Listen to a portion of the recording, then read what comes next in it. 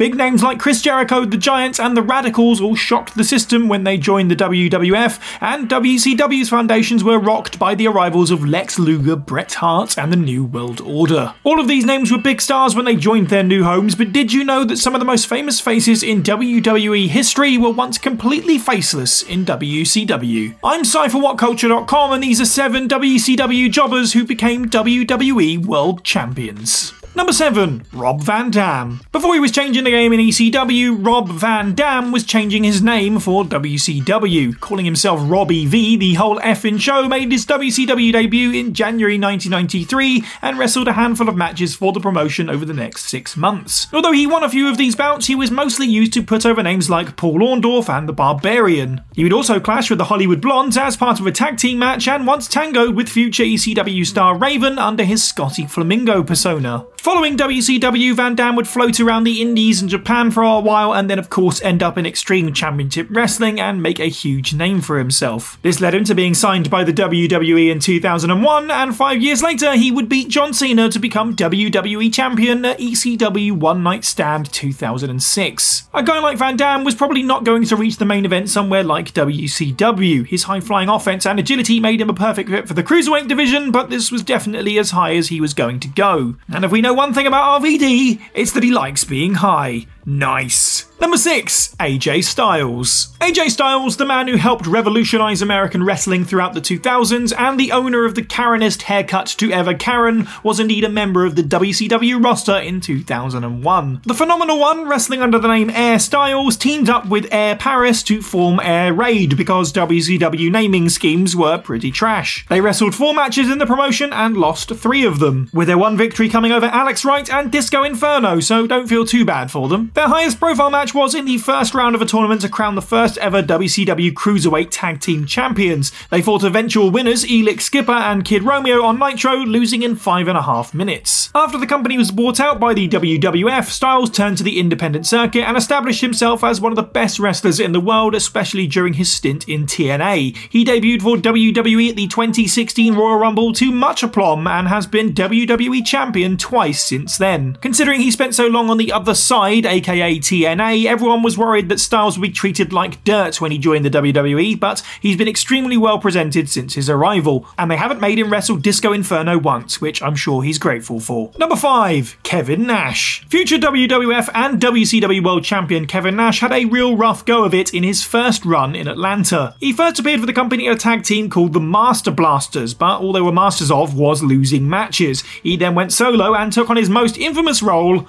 Oz. Inspired by the Wizard of Oz, Nash dyed his hair silver, put on a long green curtain, and was managed by the Great Wizard, aka Kevin Sullivan, with a pet monkey. The act was as loony as it sounds, and it is remembered fondly today as one of the most bizarre wrestling gimmicks of all time. Despite being pushed fairly strongly as Oz, the character soon faded down the card because, well, I mean, look at it. Nash then had another rebrand, this time calling himself Vinny Vegas, before leaving the company in 1993 to join the WWF. Nash was immediately given a better deal, portraying the tall, menacing character of Diesel. In just over a year, Diesel won the WWF Championship from Bob Backlund and carried it for the next 12 months, proving that one company's trash can absolutely be another company's treasure. He would eventually jump back to WCW, only this time wearing the black and white instead of green. Number 4. Edge. Adam Copeland was previously wrestling in Canada as the hilariously named Sexton Hardcastle before he had his first WCW match under the name of Damon Stryker. Damon wrestled 2 matches on WCW Pro in early '96. One was against Kevin Sullivan, only this time he was performing as the Taskmaster and didn't have a monkey with him. The other was against Meng, who presumably beat up Copeland so bad that he left WCW and never came back. Later that same year, Copeland made his WWF debut as Edge. And over the next 20 years, Edge would become one of the most decorated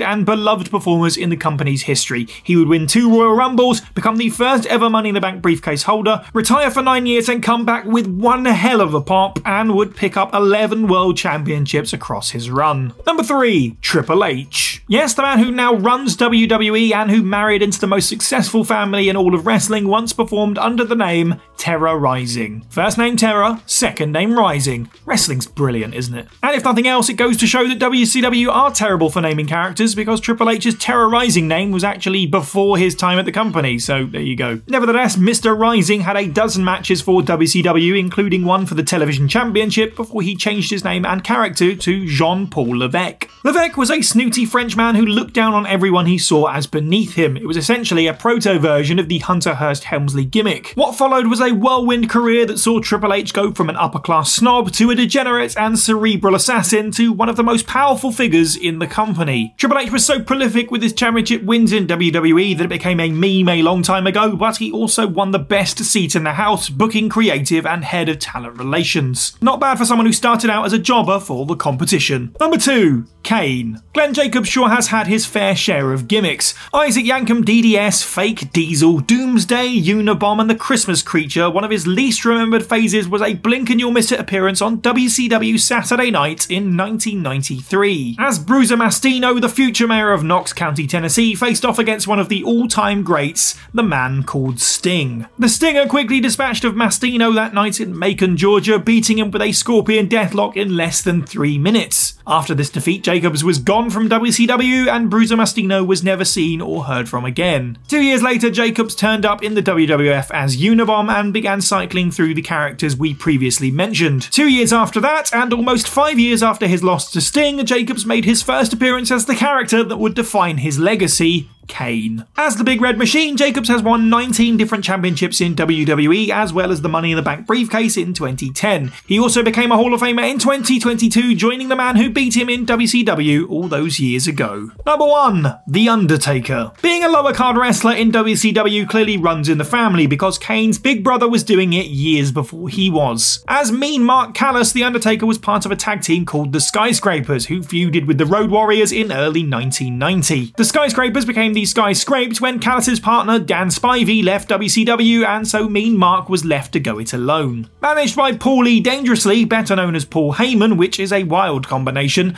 Callis managed some success as a singles wrestler. However, his confidence in WCW management began to falter when Booker Ole Anderson told him that he would never draw money as a performer. He stuck around a little while after this remark, including a loss to Lex Luger in a US title match before seeking pastures new in the WWF, and boy did he find them. Debuting at that year's Survivor Series, The Undertaker would go on to have a wrestling career like no other. His 5 World Championships are just a small part of his astonishing career, as it's safe to say that his commitment to kayfabe and outstanding matches have made Vince McMahon a lot of money over the years. And Ole Anderson absolutely ate all of his words. And that's the list. Let us know what you thought of this video down in the comments below. Which of these former WCW jobbers was the most unlikely to become a WWE champion in your mind? And of course, let us know of any other champions in the WWE who started out as enhancement talent in WCW. Make sure you like this video, share it with your friends, subscribe and hit that notification bell. I've been Cypher What Culture,